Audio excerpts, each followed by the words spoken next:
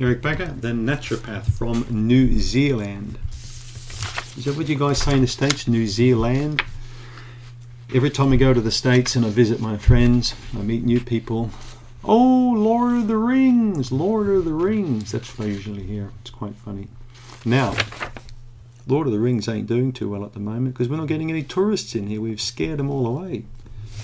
Maybe these big ogres scared them all away. I don't know what it is. Now let's talk a bit more about salicylate sensitivity while we're on the topic of salicylate sensitivity. Okay, how do you overcome salicylate sensitivity? Okay, how can you not just prevent it from happening, but if you've actually got it, how can you stop having this monster of a thing? Because it's gross, it's awful. Well, to overcome something, you first have to basically know that you've got something. Okay, if you're an alcoholic, you can't overcome being an alcoholic unless you say, oh, I'm an alcoholic. I admit it, I've got a problem. And then you deal with it. It's the same with this salicylate problem. You need to work out, have you got the problem? Okay, so check out all the videos in this series and listen to all of these videos if you have got a problem with what you believe is salicylate sensitivity. All right? Because there's a lot of information. I've clipped it up into various videos, otherwise you'd be sitting there snoring your head off after 5 minutes. I think the attention span on YouTube's like 2 minutes or something. Probably just enough time to quickly check the Facebook feeds or whatever people do. I don't know what it is. Anyway, I know I'm waffling. What was the question again? How do you overcome this monster? Well, you have to obviously start looking at reducing the amount of salicylates going into the body. Right? As I mentioned in just about every single video in this series, if you're taking aspirin, you need to stop taking aspirin every day if you've got the problem. Okay? But you won't know to what degree you've got the problem until you stop taking that, 400, 500, 600 milligrams of aspirin per day. It's no different from, you won't know how crappy your relationship is with your partner, okay, until that person's out of the room or gone for good.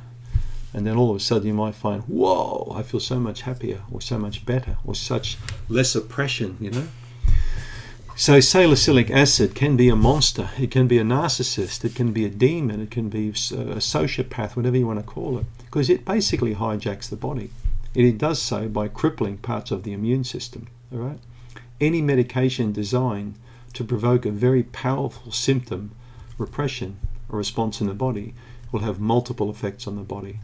You'd have to be a fool to think that you can swallow a pharmaceutical drug every single day for years and years, and it just has this one tiny fantastic effect on the body, and then all the other effects on it are, well, we won't worry about that. We'll just lift up the carpet and sweep it under the carpet and drop it and pretend we're just morons and we're just turning off. But that's not the case. Multiple actions occur with salicylic acid in the body, and it stands to reason that it's going to create for many people a response. So if you want to overcome it and you want to prevent it and you don't want to have this thing, you need to stop taking aspirin. So correct me if I'm wrong, maybe I am wrong.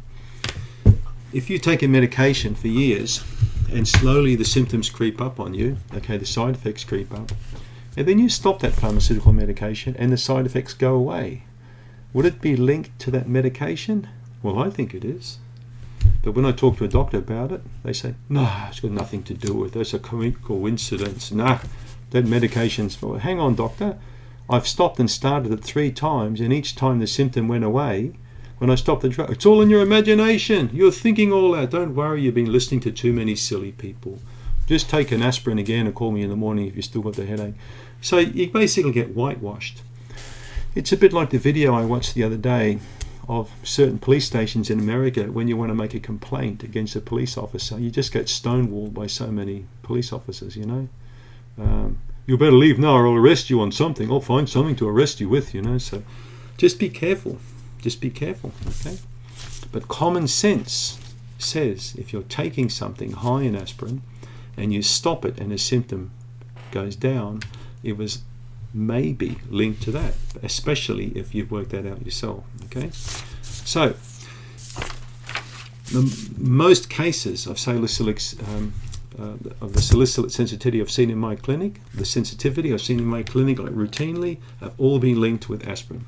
but they've also been exacerbated by high foods, foods containing high amounts of salicylic acid. I've seen a patient who had aspirin every day, but was also taking small Mentos mints for, I think he had gingivitis, like a gum problem, so he's always sucking these mints. So the mints created a big problem with him because he was taking aspirin, which basically caused all sorts of problems with his gut and his immune system. And then he was stimulating the mouth with the mints all the time, more salicylic acid, and he was creating mouth ulcers and problems, for which the doctor basically put him on, guess what? More salicylic acid containing medication to reduce it. So it's almost like giving a serial killer another handgun to walk out the door with, you know? Just crazy. So identify all sources of salicylic acid in your diet. That's what I want you to do. If you think you've got a problem, identify the medications, the foods. Now, you've got my list you should have already. There's a free list you can get. And if you look at the list, okay, write down the foods that you consume and put a nice big red ring around the highest containing foods, and then you can put maybe a blue ring around the medium and a black one, for example, around the low one. Now work out how many colored rings you've got, and you could take out all the red ones first. I'd appreciate it. Okay, the highest containing ones. All right, things like almonds, things like gherkins or mushrooms, or things like tomatoes, like the highest containing, take them out first.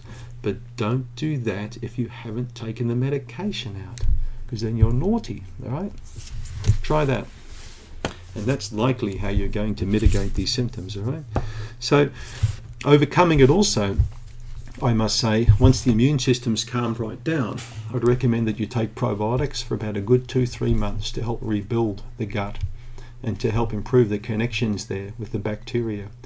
Okay, and how the bacteria communicate with each other and stimulate the immune response. You can really improve that with a good probiotic formula. Even more so if you take enzymes and probiotics together to seriously improve the gut function. If you're going to do that whilst eating foods, remember, low in preservatives, flavors, colors, emulsifiers and junk like that. Basically fresh stuff, not stuff out of packets or supermarkets. When you're going to eat like that, alcohol, down she goes. I mean, not down the hatch, I mean down, get rid of it. It's not going to really do your gut much good if you're trying to recover from a salicylate problem. So yeah, that's basically what I'm saying. Water, healthy food, probiotics, look at the stresses in your life, but particularly the medications, guys. They've got to go with aspirin if you've got a problem, because otherwise it's not really going to do much for you.